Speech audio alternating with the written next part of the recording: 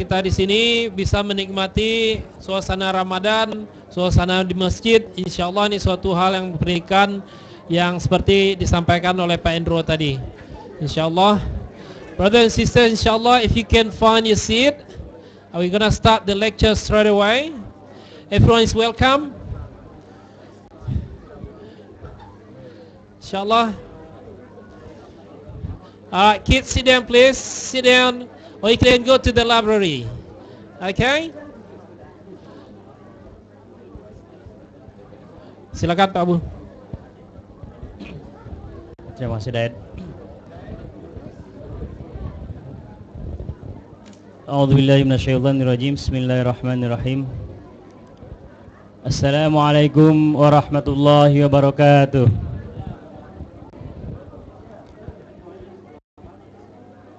Innal hamdalillah nahmaduhu wa nasta'inuhu wa nastaghfiruh wa na'udzu billahi min syururi anfusina wa min sayyiati a'malina. May yahdihillahu fala mudhillalah wa may yudlilhu fala hadiyalah. Asyhadu an la ilaha illallah wahdahu la syarikalah wa asyhadu anna Muhammadan abduhu wa rasuluh. Amma ba'du. Bapak-bapak, ibu-ibu, adik-adik rahimakumullah, mohon perhatiannya sebentar saja, saya tidak akan lebih dari 3 jam kayaknya. Sampai sahur kayaknya Pak. Ya minimal sampai sahur lah. Alhamdulillahirrahmanirrahim, tanpa terasa kita sekarang sudah memasuki ke minggu kedua. Betul ya? Di bulan Ramadan. Kita berdoa kepada Allah Subhanahu wa taala, mudah-mudahan Allah Subhanahu wa taala menerima segala ibadah puasa Ramadan kita dari awal sampai hari tadi. Mudah-mudahan diterima oleh Allah Subhanahu wa taala. Mudah-mudahan Allah menerima segala amal ibadah kita selain puasa, salat wajib kita, dan Al-Qur'an kita. Bapak ibu-ibu, terutama ibu-ibu di belakang ini, mohon kita bisa tenang, sehingga kita bisa sama-sama mengambil pelajaran dan hikmah dari uraian Pak Abu insyaallah. Mari kita sama-sama mendengar dan mengambil pelajaran dari uraian Pak Abu. Jadi kami mohon pada bapak dan ibu-ibu, untuk anak-anak juga mohon ini, please. Sorry Pak Abu. Terima kasih Dad. Sekali lagi kita berdoa kepada Allah Subhanahu wa taala, mudah-mudahan Allah menerima segala amal ibadah kita seperti yang tadi dibacakan oleh Imam Tarawih.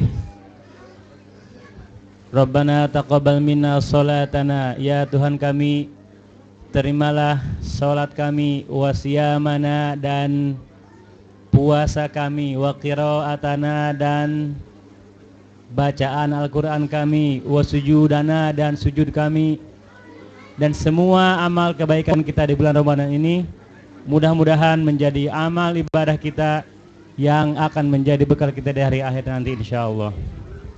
Bapak Ibu rahimakumullah, salah satu hadis yang sering kita dengar dalam bulan Ramadan adalah sebuah hadis yang berbunyi, ar-Ramadan awwaluhu rahmatun wa awsatuhu maghfiratun wa akhiruhu itqun minanar. Bulan Ramadan dibagi dalam 3 fase kata Rasulullah SAW.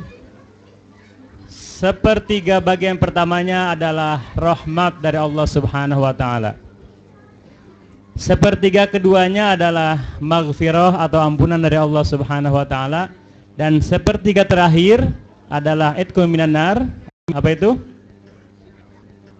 Terbebas, terselamatkan dari api neraka. Makanya sekali lagi tadi juga Imam Tarawih salah satu doanya adalah Allahumma a'ti riqabana minan nar, ya Allah selamatkanlah diri kami, raga kami dari siksa api neraka. Bapak Ibu rahimakumullah, kalau kita menghitung sekarang sudah minggu kedua, berarti kita sudah lewat fase yang pertama, yaitu awwaluhu rahmatun. Sepertiga pertamanya adalah rahmat. Insya Allah kita sudah lewat ini. Mudah-mudahan Dengan kita sekarang masuk ke minggu kedua, kita sudah berhasil mendapatkan rahmat dari Allah Subhanahu wa Ta'ala. Apa itu rahmat? Apa itu rahmat? Tetangga saya di Jakarta katanya Pak Rahmat ya. Tukang bubur yang mana ngaji Pak Rahmat katanya. Rahmat adalah salah satu yang sering kita baca dalam surah Al-Fatihah adalah Bismillahirrahmanirrahim. Ar-Rahman Ar-Rahim itu satu suku kata dengan rahmat. Apa Ar-Rahman Ar-Rahim? Dengan menyebut nama Allah yang Maha Ar-Rahman. Apa nama bahasanya? Pengasih. Ar-Rahim, penyayang. Begitu terjemahnya Pak Nur ya. Apa itu pengasih? Dalam bahasa Sunda ada istilah asihan. Mana Pak Ade? Pak Ade apa itu asihan Pak Ade? Bukan asinan. Asinan itu di Cianjur itu ya.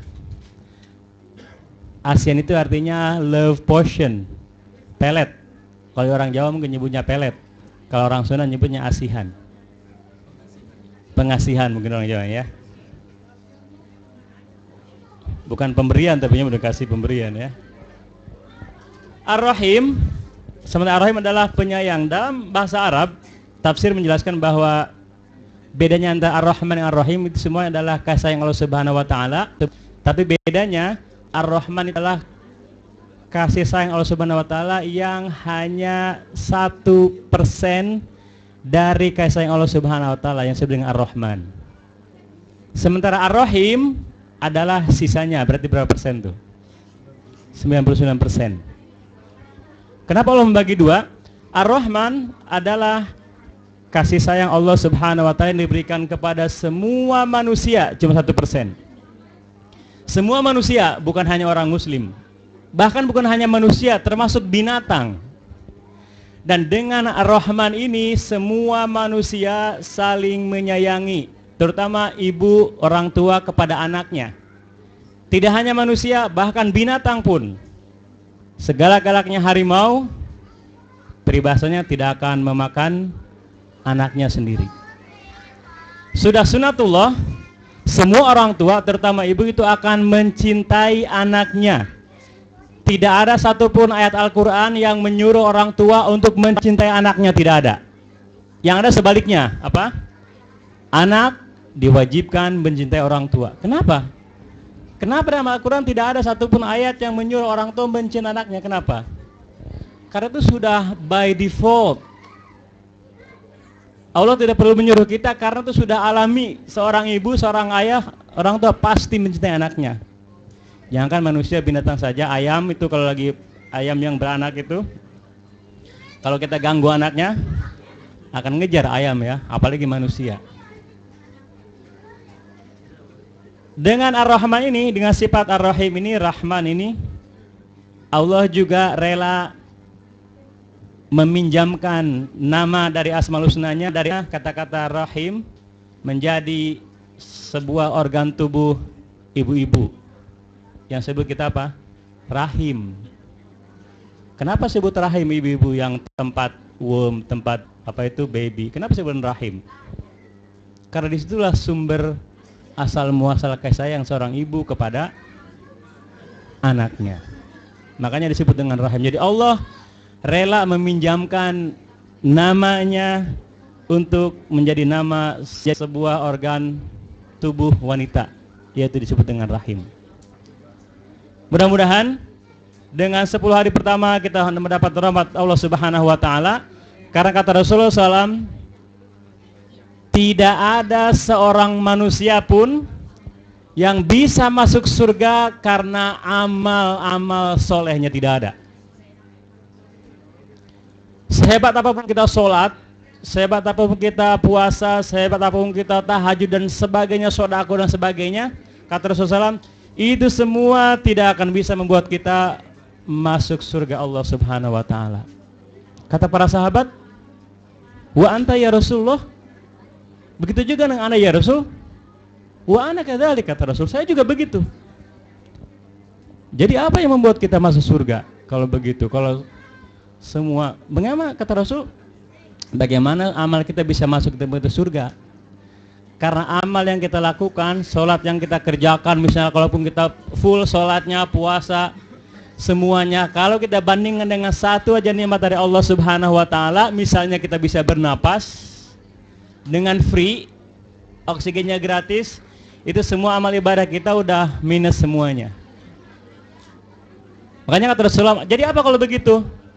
Illa marrahima rabbi, kecuali karena rahmat dari Tuhanmu, dari Allah Subhanahu wa taala. Maka mudah-mudahan kita sudah melewati 10 hari pertama Ramadan, kita sudah menerapkan Allah Subhanahu wa taala, kita mendapat surga Allah Subhanahu wa taala. Amin ya rabbal alamin. Yang kedua, apa yang kedua? Wa ausatuhu maghfirah. Sepertiga yang kedua kata Rasulullah adalah ampunan dari Allah Subhanahu wa taala. Mengapa ampunan? Bayangkan sekarang, coba bayangkan dosa apa yang pernah kita lakukan hari ini. Dari pagi tadi mulai sahur sampai berbuka puasa tadi, sampai sholat maghrib, sampai sholat taraweh tadi selesai. Kira-kira Bang John pernah merasakan melakukan dosa? Hampir tiap menit kata Bang John. Subhanallah, ini orang yang soleh begitu ya, mengakui bahwa saya banyak melakukan dosa ya. Subhanallah. Tampaknya betul kata Bang John, tampaknya di antara kita itu wajah-wajahnya tidak ada yang tidak pernah berbuat dosa ya. Tampaknya termasuk saya juga ini. Wajah-wajah sinner semuanya kita ini ya. Kita melakukan dosa siang dan malam ya. Setiap saat, setiap menit. Kadang-kadang dosa kita yang terasa, kadang-kadang juga yang tidak terasa. Kadang-kadang dosa yang kita sadari, kadang-kadang yang tidak kita sadari. Menurut perasaan saya kayaknya nggak melakukan apa-apa, tiba-tiba kata orang lain, misalnya Pak Endro mungkin dia nggak merasa berdosa, mungkin saya lewat gitu, tapi kalau orang lain lewat, wah kok bajunya kok hijau sih misalnya. Mungkin ada orang yang merasa tidak suka dengan Pak Endro misalnya. Kita melakukan dosa dengan tangan kita mungkin, dengan mata kita mungkin, dengan telinga kita, dengan mulut kita. Hampir semua anggota badan kita mungkin kita pernah dilakukan untuk berbuat dosa. Saat kita minum mungkin kita pernah melakukan kesalahan. Kita minumnya dengan tangan kiri misalnya. Mungkin air yang kita minum air yang tidak halal misalnya. Ya. Air alkohol misalnya ya. Mungkin air yang kita minum juga punya orang lain yang belum kita izin misalnya. Misalnya. Dan juga begitu makanan kita. Dalam menyikapi dosa, kata Anas bin Mas'ud ada dua kategori, dua cara orang menyikapi dosa. Yang pertama adalah kategori orang yang beriman.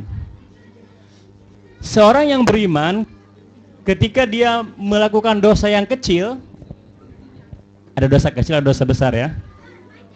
Dosa kecil, dosa besar itu apa contohnya? Dosa besar, syirik kepada Allah, apalagi berzina, apalagi membunuh, apalagi sumpah palsu, termasuk menyakiti orang tua. Ya, itu termasuk dosa besar. Dosa kecil gimana dosa kecil? Oh, menyakiti istri katanya itu dosa besar apa kecil itu kira-kira? Kata ibu-ibu besar, kata ibu-ibu itu ya.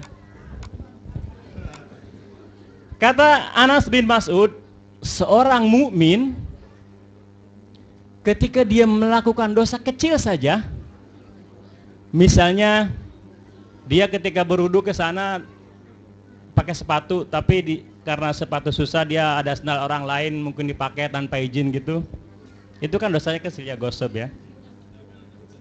Tapi ketika dia melakukan dosa kecil, dia menganggap dosa kecil itu seakan-akan sangat besar, sebesar gunung. Kalau di Melbourne gunung apa yang paling besar? Kalau di hadis Rasul kebanyakannya gunung Uhud ya. Yang sudah naik haji, yang sudah umroh tahu seperti apa gunung Uhud ya. Dosanya kecil, tapi dia menganggap besar dan sebesar gunung yang dia khawatir gunung itu akan menimpa dirinya dan akan menghancurkan, membinasakan dirinya. Itu seorang mukmin. Tadi kata Bang Jon, ya subhanallah, saya setiap menit merasa melakukan dosa. Subhanallah, itu sebuah pengakuan yang sangat biasa. Karena dengan kita semakin sadar bahwa kita berbuat dosa, insya Allah kita akan melakukan pengobatannya nanti. Sebaliknya, orang munafik, orang fasik, the sinner, ketika dia melakukan dosa besar, kalau sinner sih kayaknya dosanya udah bisanya yang besar-besar ya. Ketika dia melakukan dosa besar, apa yang dia terjadi? Dia menganggap dosa itu bagaikan seekor lalat yang nempel di hidungnya. Bagaimana cara mengusirnya? Tinggal di tepi saja pakai telunjuk, nah udah hilang. Padahal dosanya dosa besar. Itu bedanya antara orang mukmin dan orang fasik. Padahal kata Rasulullah SAW, la saghair ma'al istimrar. Tidak ada itu dosa kecil kalau dilakukan berturut-turut, terus-menerus. Dosa kecil itu tidak ada kalau dilakukan terus-menerus, maka akan menjadi dosa besar. Sebaliknya kata Rasulullah SAW, lal kabair ma'al istighfar. Tidak ada dosa besar meskipun kita melakukan dosa besar kalau diikuti dengan istighfar. Kata Imam Ghazali, kalau kita memiliki sebuah cermin yang awalnya bersih, kemudian kalau ada noda-noda hitam, setiap hari satu, kalau kita biarkan tidak kita bersihkan, maka lama-lama cermin yang bening tadi menjadi cermin yang kurang berfungsi karena kelihatan. Yang asalnya misalnya Pak Jamroni ganteng, begitu bercermin kok kegantengannya agak berkurang misalnya ya. Dipecahkan cerminnya. Karena ternyata saya kok nggak ganteng di cermin ya, padahal yang salah bukan cerminnya. Bahkan kata Rasulullah SAW, salah satu hadis yang juga sering kita dengar adalah kullu bani adam khata'un. Semua manusia, memang kata Rasulullah SAW, semua manusia itu, semua anak Adam adalah suka berbuat dosa. Kalau semua manusia, berarti Nabi manusia nggak Nabi? Nabi manusia bukan? Rasul Nabi manusia bukan? Malaikat manusia bukan? Bukan ya. Berarti kalau kata Rasulullah SAW, semua anak Adam itu melakukan dosa, termasuk juga Nabi kalau begitu. Bahkan Nabi Adam, kita tahu ya, mengapa Nabi Adam oleh Allah Subhanahu Wa Taala dikeluarkan dari surga, diturunkan ke bumi. Di antaranya adalah karena Nabi Adam ketika digoda oleh iblis, Nabi Adam tough, tidak tergoda oleh iblis. Kata iblis, itu Adam, itu ada buah yang khuldi, buah keabadian. Kalau kamu makan buah itu kamu akan tinggal di sini selama-lamanya. No way, kata Adam, tidak boleh. Kata Allah, jangan dekati buah itu. Tapi yang namanya iblis tidak give up. Dia tahu kelemahannya laki-laki adalah lewat dapur. Dia dekati siapa? Istrinya Hawa. Begitu oleh istrinya Nabi. Kebetulan Nabi Adam itu menurut hikayah Nabi Adam itu orang Sunda. Jangan dulu tertawa Pak, saya berikan buktinya. Penro bukan orang Jogja. Nabi Adam itu orang Sunda. Kalau orang Jawa namanya Odong. Hawa juga orang Sunda, namanya Hawa. Kalau orang Jawa namanya Howo ya. Kenapa Nabi Adam itu orang Sunda? Karena ketika Nabi Adam lewat Siti Hawa, kemudian Nabi Adam hatinya luluh sehingga dia mengikuti ajakan istrinya untuk memakan buah larangan tersebut. Sehingga Nabi Adam ketika menyadari bahwa dia telah berbuat dosa, apa yang terjadi? Nabi Adam kemudian bertobat kepada Allah Subhanahu Wa Taala. Rabbana dzalamna anfusana wa illam taghfir lana wa tarhamna lanakunanna minal. Menurut riwayat, ketika Nabi Adam merasa berdosa, dia itu merasa seakan-akan uryanan, naked. Sehingga Nabi Adam merasa karena saking malunya kepada Allah Subhanahu Wa Taala, dia merasa tanpa busana, sehingga Nabi Adam berusaha untuk menutupi auratnya dengan apa? Nabi Adam mencari daun-daun di surga. Nah, siapa yang suka makan daun-daun? Orang mana? Orang Sunda biasanya. Makanya Nabi Adam itu orang Sunda ya. Karena nyari daun-daun untuk menutupi auratnya.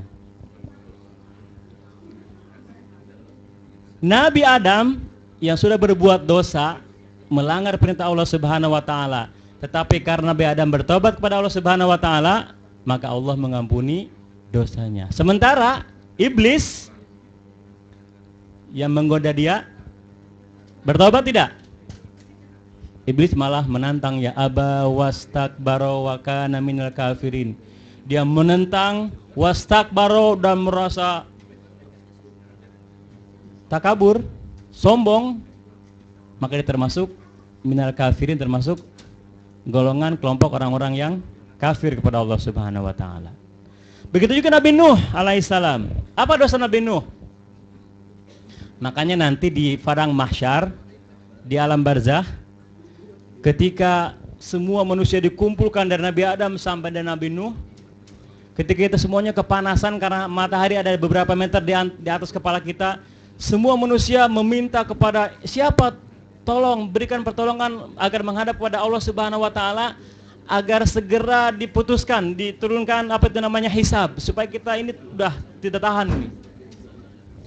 Semua manusia bertanya, siapa yang bisa menghadap kepada Allah? Mereka mengatakan, pasti yang pertama adalah kakek moyang kita, yaitu Nabi Adam. Adam, tolong berdoa kepada Allah Subhanahu wa taala, meminta agar segera diputuskan karena kita sudah nggak tahan, ini udah panas sekali. Apa kata Nabi Adam?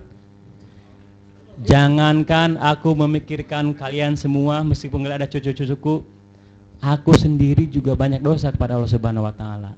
Dulu aku diusir dari surga karena aku berbuat dosa. Kata manusia, kalau Nabi Adam nggak bisa, siapa nabi berikutnya? Siapa nabi berikutnya setelah Nabi Adam? Nabi Idris. Berikutnya? Oh, Nabi Nuh nih. Menurut hikayah, Nabi Idris itu juga umatnya belum banyak. Jadi Nabi yang mulai banyak umatnya itu adalah Nabi Nuh alaihissalam. Yang mulai banyak. Manusia bergerak menuju ke Nabi Nuh. Nuh, tolong memintakan kepada Allah Subhanahu wa taala agar segera diturunkan hisab, keputusan kita ini mau ditentukan mau ke neraka atau ke surga. Kita sudah nggak tahu, udah terlalu panas ini, lama nunggu. Apa kata Nuh? Mohon maaf, jangankan aku memikirkan memohon ampunan untukmu, aku sendiri juga punya dosa. Apa dosamu Nuh? Apa dosa Nabi Nuh kepada Allah Subhanahu wa taala? Nabi Nuh berdoa kepada Allah Subhanahu wa taala agar anak dan istrinya diberikan ampunan dan masuk surga Allah Subhanahu wa taala. Kenapa? Itu kan anakku. Siapa nama anak Nabi Nuh? Siapa namanya? Kanaan. Pokoknya Ibnu Nuh ya. Anak penuh bukannya ya. Siapa anak Nabi Nuh? Itu di SD itu ya. Ada yang tahu siapa anak Nabi Nuh? Tidak ada yang jawab. Ada yang tahu siapa anak Nabi Nuh? Tidak. Tiba-tiba gurunya, masa kamu nggak tahu siapa anak Nabi Nuh? Jawabannya, bukan saya Pak.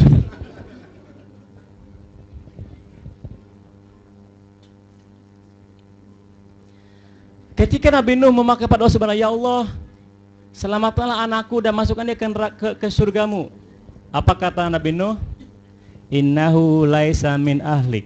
Kata Allah Subhanahu wa taala, Nuh, jangan memaksakan kehendak. Anak kamu itu bukan anakmu. Kok bisa? Kata Allah, bagaimana tidak? Dia kan anak, apa itu namanya? Darahku, keturunanku. Bagaimana tidak? Ternyata kata Allah Subhanahu wa taala, hubungan nasab dalam Islam yang lebih penting itu adalah bukan hubungan darah, tapi hubungan keimanan. Meskipun ke anak itu anakmu, darah dagingmu, tetapi karena dia tidak beriman kepada Allah Subhanahu wa taala, termasuk juga istrimu, karena dia tidak beriman kepada kamu, maka itu mereka bukan saudaramu. Jadi ucapkan bye-bye kepada mereka. Karena Nabi Nuh memaksa kepada Allah agar Allah mengampuni anaknya dan istrinya, itu bagi Nabi Nuh itu adalah sebuah dosa. Sehingga Nabi Nuh bertobat kepada Allah Subhanahu wa taala, "Wa illam taghfir lana wa tarhamna lanakunanna minal khasirin." Ya Allah, kalau Engkau tidak taghfir lana, tidak mengampuni dosaku, wa tarhamna, dan tidak rahim, menyayangiku, lanakunanna minal khasirin, niscaya aku termasuk orang-orang yang merugi. Ya. Tadi kata Pak Endro jelaskan, orang yang beruntung itu adalah orang yang secara tadi pagi ya dijelaskan, yang mengerti agama, yang beruntung adalah orang yang memperoleh akhirat. Bapak Ibu rahimakumullah. Kemudian manusia tadi bergerak lagi. Sekarang kalau Nabi Nuh nggak bisa, siapa lagi berikutnya nih? Kira-kira siapa lagi bapaknya manusia selain Nabi Nuh? Nabi Ibrahim alaihissalam. Semua manusia yang ada sekarang ini, Jewish, Christian, Muslim, semuanya itu merupakan di bawah naungannya Abrahamic religion ya. Agamanya Nabi Ibrahim. Nabi Ibrahim memiliki anak, satu yang anaknya Nabi Ismail, yang akan nanti menjadi keturunan orang-orang Arab yang sekarang termasuk kebanyakan Rasulullah SAW. Sementara anak satunya lagi Nabi Ishak alaihissalam, Isaac, itu nanti akan menemukan Nabi Yakub, dan Nabi Yakub itu adalah disebut dengan the father of Israel, Nabi Yakub, dan ke bawahnya. Jadi yang ada sekarang itu umat manusia di dunia sekarang itu adalah semuanya anak cucu dari Nabi Ibrahim alaihissalam. Menghadaplah manusia kepada Nabi Ibrahim. Ibrahim, kamu adalah bapak moyang kami. Tolong mintakan doa kepada Allah Subhanahu wa taala agar segera diputuskan. Kita sudah tidak tahu, sudah panas. Kita ingin segera. Bayangkan ya, orang menunggu itu kan. Dan menunggu di padang mahsyar itu, ada yang mengatakan menunggunya itu sampai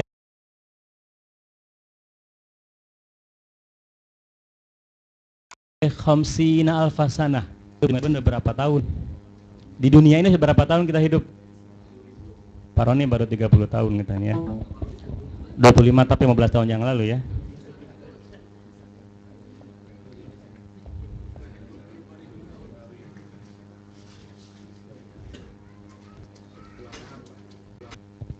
Termasuk kemudian meminta kepada Nabi Musa alaihissalam. Apa dosa Nabi Musa? Pernah mendengar apa dosa Nabi Musa kepada Allah Subhanahu wa taala? Nabi Musa ingin, selain membunuh, dosa yang paling besarnya adalah ingin melihat Allah Subhanahu wa taala. Ada nggak di antara kita yang ingin melihat Allah? Pernah nggak kebayang, Bang John? Saya ingin melihat Allah kayak apa sih? Wamul ingin melihat Allah, tanya misalnya, harus matikin dulu. Nabi Musa ingin melihat Allah. Kata Allah, Musa, kamu nggak akan sanggup. Tapi aku ingin. Kamu nggak percaya Musa kepada Allah? Enggak, tapi supaya tambah yakin. Sama, Nabi Ibrahim juga meminta kepada Allah, ya Allah, arini kaifa tuhyil mauta. Ya Allah, tunjukkan kepadaku bagaimana engkau menghidupkan orang mati. Kata Allah, afalam tu'min? Kamu nggak percaya kepadaku, Ibrahim? Kata Ibrahim, bala, enggak. Walakin lihat ma'inna qalbi, supaya hatiku lebih mantap ya Allah. Kalau aku sudah melihat bagaimana engkau menghidupkan yang mati, insya Allah aku tidak akan tambah mantap lagi beriman kepadamu. Maka tadi yang dibacakan oleh imam tadi, bacaan suratnya adalah Allah menyuruh kepada Nabi Ibrahim apa untuk apa? Coba kamu sekarang ambil 4 ekor burung, kemudian 4 ekor burung ini kamu sembelih, kemudian kamu potong-potong dagingnya, badannya, sisakan kepalanya 4, kemudian daging yang sudah dipotong-potong itu dicampur-campur, 4 burung dicampur-campur semuanya. Setelah itu kepalanya burung itu disimpan di gunung, sebelah sana satu, di 4 arah kepala burung itu. Dagingnya dicampur di sini oleh Nabi Nuh, Nabi Ibrahim. Kemudian apa kata Allah Subhanahu wa taala? Panggil burung itu. Tiba-tiba Nabi Ibrahim memanggil burung itu, dan bagian-bagian tubuh yang tadi campur-campur itu semuanya berseliweran menuju ke kepalanya masing-masing. Kemudian hiduplah kembali burung itu dan datang menghadap kepada Nabi Ibrahim.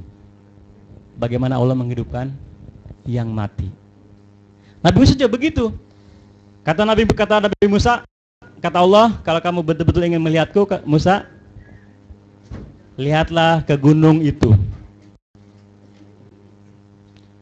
Begitu Nabi Musa melihat ke gunung yang ditunjuk oleh Allah, tiba-tiba gunung yang besar tiba-tiba langsung hancur.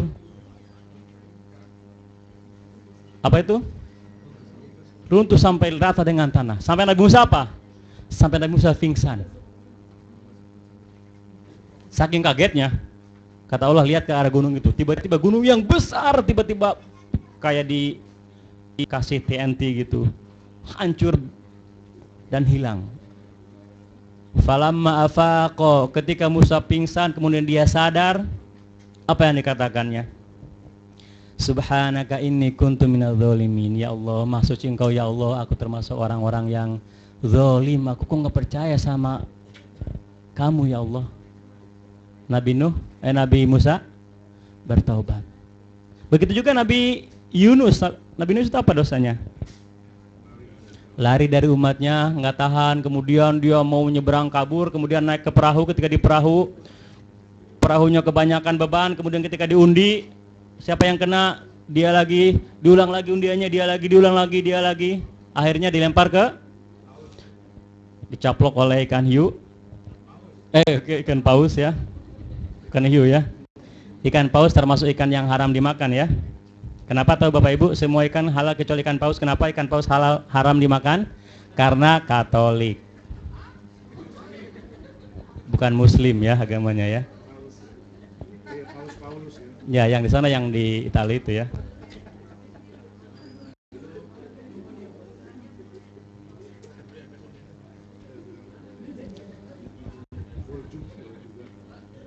Ketika ketika Nabi Yunus dalam perut, ada dua kegelapan dalam perut. Yang pertama adalah gelapnya dalam perut ikan paus, yang kedua gelapnya dasar lautan.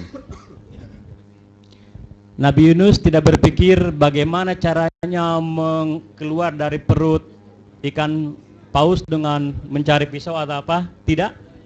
Apa yang terbayang oleh Nabi Yunus? Inni dzalamtu nafsi. Aku yang bersalah, aku yang berdosa. Maka Nabi Yunus bertaubat kepada Allah Subhanahu wa taala, sehingga ketika selesai bertaubatnya, tiba-tiba ikan paus itu minggir ke laut dan kemudian minggir ke pantai dan mengeluarkan Nabi Yunus alaihissalam. Bapak Ibu rahimakumullah, jadi yang namanya sinner itu tidak hanya kita manusia yang biasa, manusia yang kalau dalam istilah batu, kita itu batu koral di jalanan ya. Bahkan para rasul pun mereka juga berbuat dosa. Bagaimana caranya? Tidak ada cara yang paling mujarab untuk keluar darinya, adalah exitnya adalah kita bertaubat kepada Allah Subhanahu wa taala. Manusia yang paling mulia di muka bumi ini, yang di antara para nabi, beliau ada yang paling mulia, yaitu siapa? Rasulullah Shallallahu Alaihi Wasallam, yang maksum, yang terjaga, tidak akan pernah berbuat kesalahan. Tetapi beliau Subhanahu wa taala, Rasulullah Shallallahu Alaihi Wasallam dalam sebuah hadis dikatakan bertaubat, beristighfar kepada Allah Subhanahu wa taala setiap harinya berapa, Bu? Pernah mendengar berapa kali? 70 sampai 100 kali lebih bahkan Rasulullah Shallallahu Alaihi Wasallam. Orang yang sangat terjaga dari dosa, yang sudah diberikan warranty akan masuk surga Allah Subhanahu wa taala, tapi tetap beristighfar seharinya lebih dari 100 kali. Siapa yang lebih hebat dari Rasulullah SAW? Kalau dibandingkan dengan kita, kita nggak ada apa-apanya. Ya, tidak ada apa-apanya. Makanya wala taqnatu mir rahmatillah, janganlah engkau berputus dari rahmat Allah Subhanahu wa taala. Allah Subhanahu wa taala akan mengampuni semua dosa manusia, apapun yang dosa kita lakukan. Dosa yang besar ataupun dosa yang kecil, semuanya akan diampuni oleh Allah Subhanahu wa taala selama kita mau bertobat kepada Allah Subhanahu wa taala. Tidak ada dosa yang tidak diampuni oleh Allah Subhanahu wa taala. Apa yang dosa yang tidak diampuni? Bahkan dosa syirik kepada Allah Subhanahu wa taala. Bisa enggak syirik diampuni? Bisa, asalkan bertaubat kepada Allah Subhanahu wa taala. Orang Hindu itu kan syirik. Begitu dia masuk Islam, langsung dosanya zero, nol. Orang Kristen itu kan mereka juga syirik, menganggap Isa sebagai Tuhan. Begitu dia bertobat masuk Islam, Allah mengampuni segala dosanya dan dia kembali menjadi nol, bagaikan seorang bayi yang baru lahir. Kata Allah Subhanahu wa taala, "Wa rahmati wasi'at kullasyai." Rahmatku meliputi segala-galanya. Rahmat Allah Subhanahu wa taala, kasih sayang Allah Subhanahu wa taala lebih luas daripada murkanya Allah Subhanahu wa taala. Allah Subhanahu wa taala menciptakan surga, berapa pintunya surga, Bu, jumlahnya? 8. Allah menciptakan neraka, berapa jumlah pintunya? Neraka 12. 7. Banyak mana pintunya? Banyak surga, banyak neraka. Berarti gede mana bangunannya? Wah, kalau gede neraka berarti salah insinyurnya, salah itu ya, masa pintunya 7 tapi lebih gede daripada yang pintu 8 ya. 8. Itu artinya apa? Allah kasih sayangnya lebih tinggi, lebih banyak daripada murkanya Allah Subhanahu wa taala. Bagaimana cara kita bertobat kepada Allah Subhanahu wa taala? Yang pertama adalah kita berniat semata-mata untuk bertobat untuk Allah Subhanahu wa taala. Kita bertobat menyesal dosa kita semata-mata karena Allah Subhanahu wa taala, bukan karena hal-hal yang lain, bukan karena mertua, bukan karena tetangga, bukan karena atasan di kantor dan sebagainya. Yang kedua, kita merasa bersalah. Tadi kata Bang John, perasaan bersalah, perasaan berdosa itu adalah salah satu dari tanda keimanan dalam diri kita. Kalau kita nggak pernah merasa berdosa, itu alamat lemahnya iman kita. Saya nggak pernah berbuat dosa kok. Seperti halnya ke anak saya, kalau saya tanya, udah batal belum wudunya? Enggak, belum batal, dari pagi sampai sore belum batal wudunya ya. Ada di Indonesia itu, ada yang Pak Wito wudunya nggak batal 2 tahun, nggak batal. Kok bisa? Ya nggak pernah wudu kok. 2 tahun nggak batal wudunya ya, karena nggak pernah berwudu, nggak pernah ke toilet. Jadi yang kedua adalah kita merasa bersalah, kita merasa berdosa kepada Allah Subhanahu wa taala. Kita berdosa, melakukan dosa dengan anggota badan kita, dengan mata kita, dengan telinga kita. Kita melakukan dosa siang dan malam, kita melakukan dosa ketika berbagai macam kegiatan. Kita merasa berdosa kepada Allah Subhanahu wa taala. Yang berikutnya adalah kita melakukan taubat dengan lisan. Dan ucapan apa?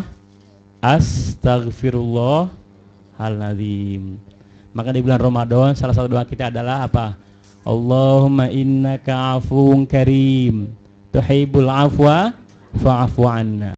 Itu kita baca setelah tarawih, setelah setiap saat ya. Allahumma innaka afuwun karim, tuhibbul afwa fa'fu anna. Ya Allah, innaka engkau afuwun karim, maha pengampun dan maha mulia. Tuhibbul afwa, engkau mencintai pengampunan. Fa'fu anna, maka ampunilah dosa dan kesalahan kami.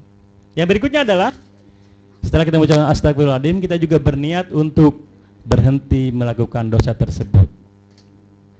Ya, ini ada 4 langkah untuk dosa kepada Allah Subhanahu wa taala. Bagaimana dengan dosa kepada manusia? Ada langkah terakhir, yaitu kalau itu dosa dengan manusia, kita juga harus meminta maaf kepada manusia tersebut. Kalau itu berhubungan dengan kita misalnya mengambil barang orang lain, kita juga harus mengembalikan barang tersebut kepada pemiliknya. Jadi dosa kita kepada Allah Subhanahu wa taala akan diampuni kalau kita bertobat kepada Allah Subhanahu wa taala, sementara dosa kepada sesama manusia akan diampuni kalau manusia tersebut mengampuni dosa kita. Makanya kalau ada yang meninggal dunia kan, Bapak Ibu, kalau ada yang memiliki hubungan dengan almarhum, mungkin yang punya hutang atau kesalahan, mohon dimaafkan, mohon diikhlaskan. Suka ada pengumuman gitu kan, kalau ada yang berhubungan silakan menghubungi keluarganya siapa, misalnya silakan kalau ada yang ingin menagih hutang datanglah ke Pak Jamroni misalnya ya. Demikian Bapak rahimakumullah, mudah-mudahan ada manfaatnya meskipun hanya sebentar. Mudah-mudahan ini menjadi short reminder untuk kita tetap beristighfar kepada Allah Subhanahu wa taala, terutama di bulan Ramadan yang sangat mulia ini. Akhirul kalam, assalamualaikum warahmatullahi wabarakatuh.